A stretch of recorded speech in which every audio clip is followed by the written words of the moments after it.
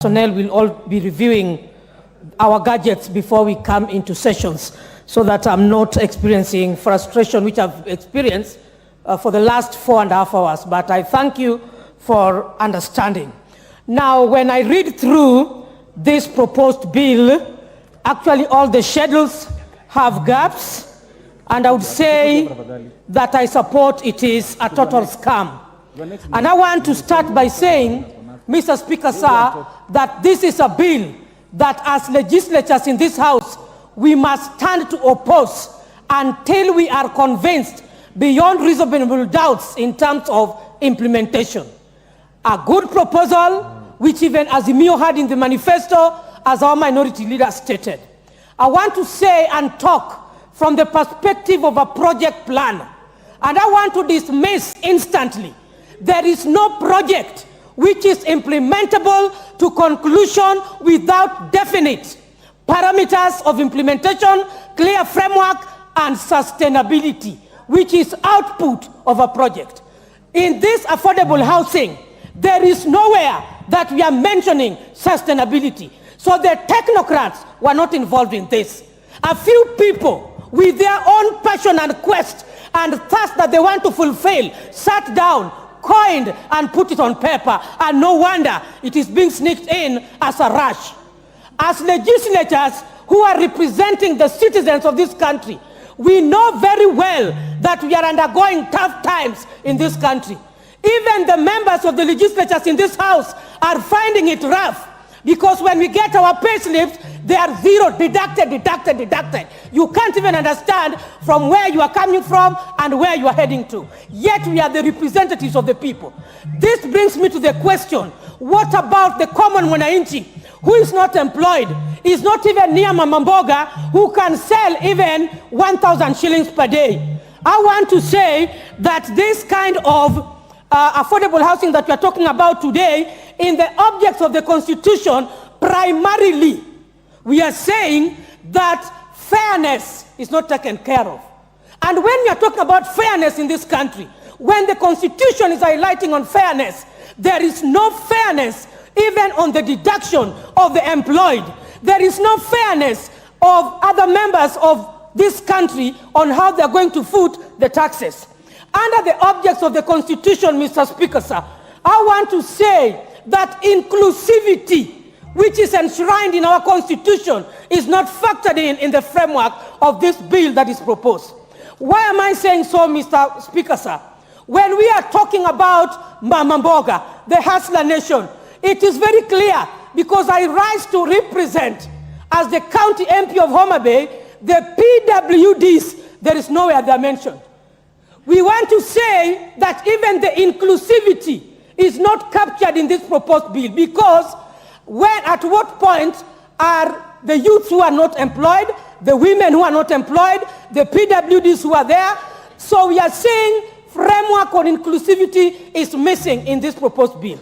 Mr. Speaker, sir, it was very clear that this is a county bill. Yes, I agree. In the same Constitution, there is the interrelatedness of the county government and the national government. Mr. Speaker, sir, that is not clearly articulated in this proposed bill, because we are only seeing in the fourth schedule the aspect of the ownership and the board of management. We are sneaking in the CS, we are sneaking in the CEO, of whom I don't know the identification mechanism. Mr. Speaker, sir, we have 47 counties in this country. Mr. Speaker, sir, the framework of identification of the pieces of land is not articulated. Mr. Speaker, sir, we are talking of a public participation which is purported to have taken place. We know the segments of a public participation. Was there adequacy in the notice being provided? Was there involvement of adequate stakeholder and inclusivity of the same? Was it at the local level of the beneficiary who's going to get it? We only saw a spotted flashlight TV, some people seated with good bottles of water somewhere. Are we talking of affordable houses for Mama Mboga, or we are just imagining of things which are not right? Mr. Speaker, sir, I want to say that this House must hold and respect the court order. In regard of this was already stopped. It was important and necessary that we be firm as legislatures an arm of the government so that we review what we want to bring in place.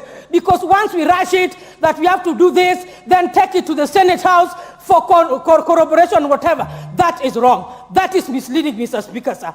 I want to say that I also want to highlight that there is prioritization of needs. Why am I mentioning that, Mr. Speaker, sir?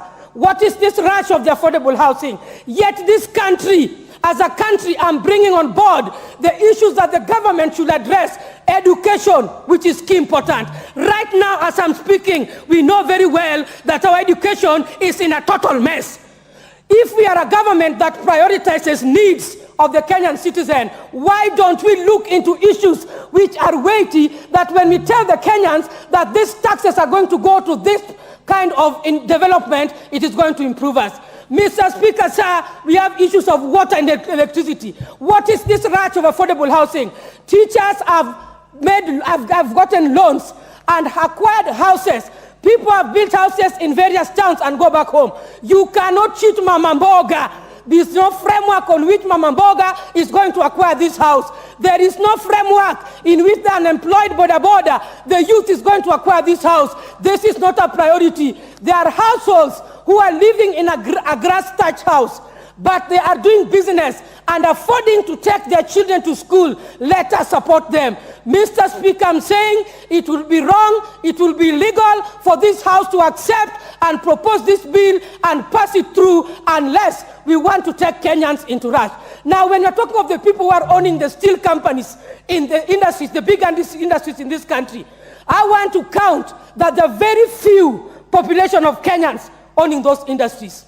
When you walk around, even in town here in Nairobi, you'll find most of the industries we have owned by the Asians, we have owned by the Chinese. The Africans themselves are few in this.